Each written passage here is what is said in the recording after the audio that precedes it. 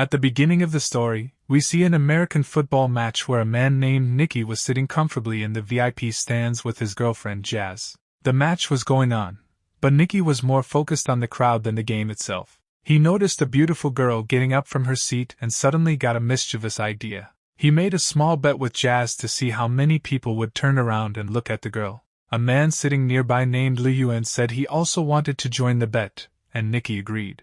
Everyone jokingly placed a $10 bet and started counting. When the girl finally left the stands, the total count came out to 7 people who had turned around to look at her. Jazz had guessed the closest number, so she won the bet. Liu Yuan handed over the money without hesitation and immediately suggested starting another round. This time the bet was about which player would commit the next foul. Jazz stepped out saying she had no knowledge about the game, but Nicky jumped into the bet and placed $1,000 on it. As soon as the whistle blew, the referee called a foul, and the team Nicky had bet on turned out to be correct. He won the bet and slipped the money into his pocket. Even after losing, Liu Yuan became even more excited and suggested raising the bet to $5,000. This time the question was whether the players would pass the ball or run with it. Nicky hesitated a little before playing such a huge bet, but eventually agreed. Liu Yuan guessed they would run, while Nicky said they would pass.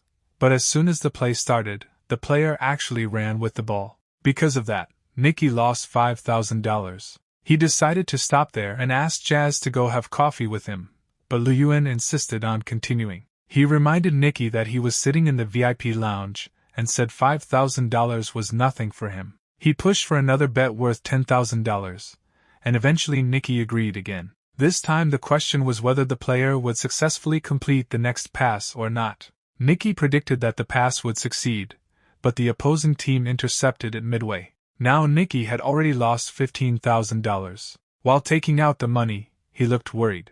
After thinking for a moment, he said they should now play for $500,000. Jazz was shocked hearing this, but Nicky looked furious. At this point luck was no longer on his side, and he lost the next bet again, forcing him to pay another huge amount. Jazz immediately told him to stop, but his anger and ego had taken over him. Without thinking properly, he placed another bet worth $1 million.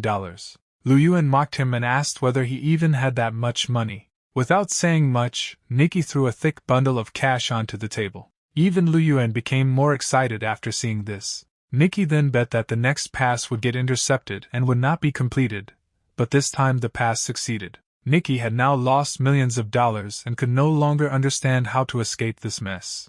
Jazz was also shocked by his actions, but by now the game had reached an extremely intense level. Nicky said he still had $1 million left and suggested putting everything on one final bet. This time the decision would be made using playing cards. Since Liu Yuan had been winning continuously, he was almost going crazy with happiness and had started treating Nicky like an ATM machine. Liu Yuan revealed his card, which was a 5. Nicky now only needed a card higher than 5 to win, and the chances of winning were quite high. He confidently picked up his card and turned it over, but unfortunately it was only a 3. The moment Jazz saw this, she almost collapsed from her chair. When Nicky had started the game, he had only planned to gamble around $4,000, but now he had already lost more than $1 million.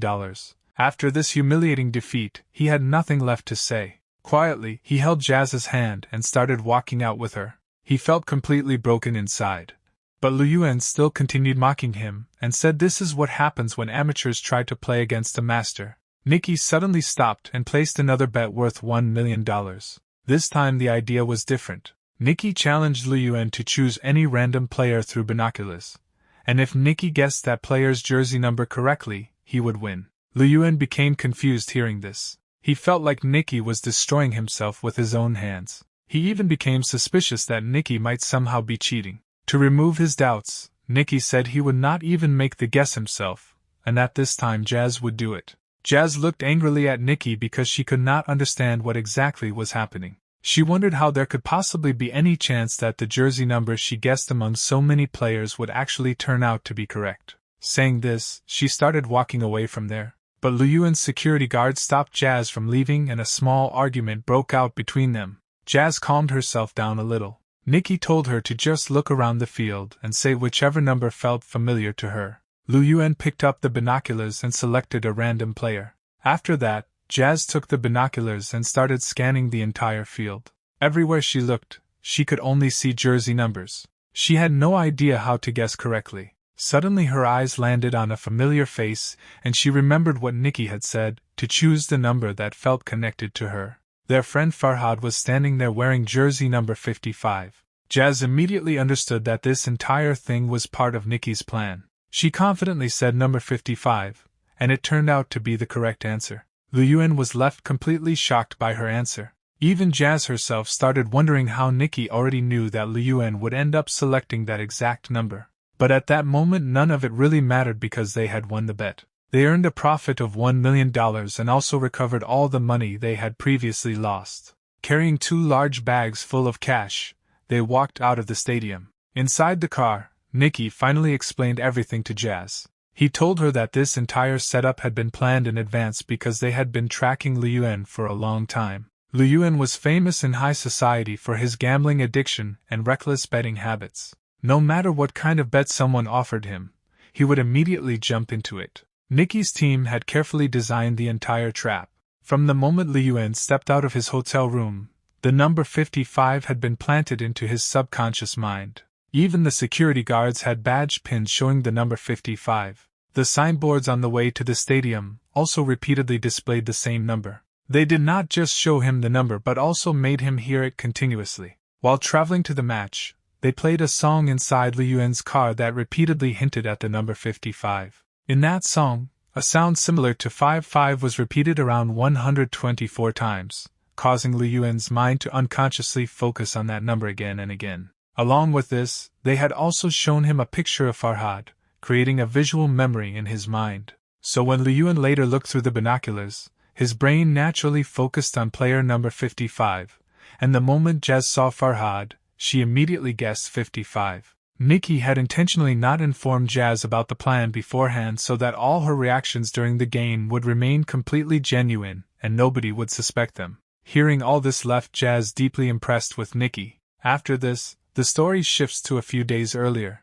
A few days before all this happened, Nikki was lying on a bed inside a room while a man pointed a gun at his head. Jazz was sitting nearby, whom Nikki had only met recently. It was obvious that someone had trapped Nikki in a setup, but there was not even a trace of fear on his face. He calmly said that he did not have a single penny, and if they wanted to shoot him, they could go ahead. The man holding the gun carefully observed his reaction and instantly realized that Nikki himself was a skilled player and an even bigger con artist than them. His assumption was absolutely correct. Nikki was an expert conman who specialized in smooth and clever small-scale thefts. It was actually Jazz who had lured him into that room, but Nikki quickly recognized a natural talent inside her. At that point Jazz still did not fully understand what was happening. After the armed man left, Nikki told Jazz that she had a gift, and if she polished her talent for tricking people properly, she could spend her entire life earning from it. Nikki explained that conning people was practically a family business for him because his father, and even his grandfather were all con artists. Every trick and every scam was like a game to him. Without wasting time, Jazz took out some money and told him that she wanted to learn from him. Nikki also did not see any reason to waste time. While leaving, he secretly stole Jazz's ring, and she did not even realize it. By the time she understood what had happened, her watch had also disappeared, and when she reached for it inside her handbag, Nikki had already taken out her wallet as well. After pulling off all these tricks, Nikki explained that all this work required was sleight of hand, perfect timing, and a little bit of style. That day he left her with nothing except a goodbye. A few months later, Jazz tracked him down in the city of New Orleans where Nikki had started building a new team. Their first meeting itself had actually been a test because Nikki wanted to see whether Jazz was worthy enough to join the team or not. When Jazz agreed, Nikki sent her to a fairground with one of the team members. That day was Jazz's first practical assignment. Holding a map in her hand, she started asking random people for directions while her teammate secretly stole a tourist's camera lens. Then another teammate intentionally bumped into a man while Jazz smoothly stole his wallet. Jazz slowly started gaining confidence in her stealing skills. Using chopsticks, she even stole a wallet from another woman's bag, and everything happened so smoothly that nobody suspected anything. Nikki was watching all this from the top of a building. He told the team members to leave her alone now because it was time for her to fly on her own. Jazz started stealing expensive items one after another, and with every successful theft, Nikki's respect for her continued growing. Soon Nikki sent her on an even bigger assignment. This time it involved a high-tech scam. Using specially designed lenses, they could secretly see other players' cards and easily defeat them in games. Alongside this, they also operated a credit card stealing system. A stolen card would secretly be passed to another teammate who copied all its data using a device before quietly slipping the card back into the owner's pocket. By the time anyone realized what had happened, the entire account would already be emptied. Another scam involved fake ATM machines. Whenever someone withdrew money, the machine automatically stored the user's PIN code. Farhad would later quietly remove the machine and collect all the data. The stolen credit cards were categorized carefully and used to buy luxury items before their information was finally sold on the black market. One day Jazz saw a beautiful necklace and decided to wear it, but Nikki immediately told her to remove it. He strictly explained that everything they stole had to be sold and nothing should ever become personal property. Jazz was witnessing such a massive level of fraud for the very first time. Standing among piles of stolen goods felt unreal. The next day, Jazz and Farhad walked through a rich neighborhood acting out another scam. Farhad suddenly pretended to faint, while Jazz screamed for help, creating a distraction so the rest of the team could quietly rob wealthy people nearby.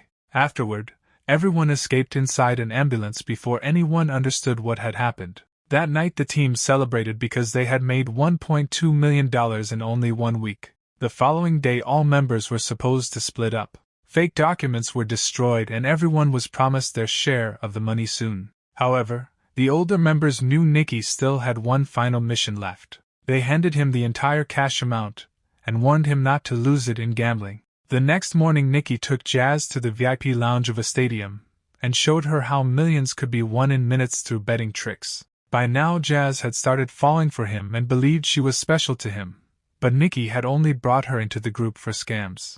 After everything ended, he handed her only $80 and coldly said goodbye. Jazz was heartbroken because she truly loved him and also felt insulted seeing how little money he gave her after earning millions himself. In Nikki's world emotions meant nothing, and Jazz finally saw his true nature. 3 years later Nikki appeared at a racing service station looking tired and nearly broke. He soon met a race team owner named Gariga, whose team had developed a powerful algorithm called the XR. Gariga wanted Nikki to pretend to be his chief engineer and fake a public fight so rival racing teams would believe he had stolen the technology. Nikki would then sell them a fake version, while Gariga secretly kept the real system to guarantee victory. In return Nikki would receive €1 million plus whatever money he earned from selling the fake software. Nikki considered the scam extremely easy, though Gariga's butler warned him that any mistake would get him killed. Later at a fancy party Nikki's entire mood changed when Jez walked in wearing a red dress and hugged Gariga. He had not seen her in 3 years and now she was with the very man who hired him. Jazz calmly told Nikki that Gariga knew nothing about their past, and it was better to keep it that way. Furious, Nikki drank vodka and started a violent argument with Gariga in front of everyone. Rival racing teams watching the drama immediately became interested in him. Security eventually threw him out, but he successfully obtained the business card of a rival team owner. The next morning Nikki met the McLaren team owner and offered to sell the EXR system for €3 million. The owner agreed instantly after seeing successful test results. Meanwhile Jazz secretly met Farhad, who explained that Nikki had no choice but to leave her years ago and still loved her. Farhad also gave her the necklace she once liked, making her emotions toward Nikki return despite her distrust. Soon the deal day arrived and Nikki handed over the software to the McLaren owner in exchange for €3 million. But staying satisfied with one deal was never Nikki's style, so he secretly copied the software and sold versions of it to every racing team he could reach. With every handshake, Nikki kept earning millions by secretly selling the same racing software to multiple teams. Nobody realized the scam until race day. That night Nikki asked Jazz to run away with him, and although she arrived late, they were quickly caught by Gariga's men. Gariga discovered that Nikki had sold the real software instead of a fake copy and was furious because he had spent €40 million developing it. To force the truth out, Gariga threatened Jazz, so Nikki confessed that he had secretly used a chip hidden inside Jazz's necklace to steal the software data and passwords. Jazz felt betrayed after learning that Nikki had once again used her feelings for his plan. Gariga then revealed he already knew Jazz was only with him for money, while Jazz admitted she only wanted to steal his luxury watches. Before Nikki could explain further, Gariga's bodyguard Butcher suddenly shot him in the chest. Gariga panicked and fled, afraid of getting involved in a murder case. Jazz broke down crying, but Butcher then revealed that he was actually Nikki's real father and had only fake shot him beside the heart as part of another trick. After treating the wound, Nikki woke up alive. The three escaped with the money, though Butcher eventually left with most of it. In the end, Nikki noticed Jazz had secretly stolen Gariga's expensive watch. The two smiled at each other, knowing that with their scam skills they would never stay broke for long.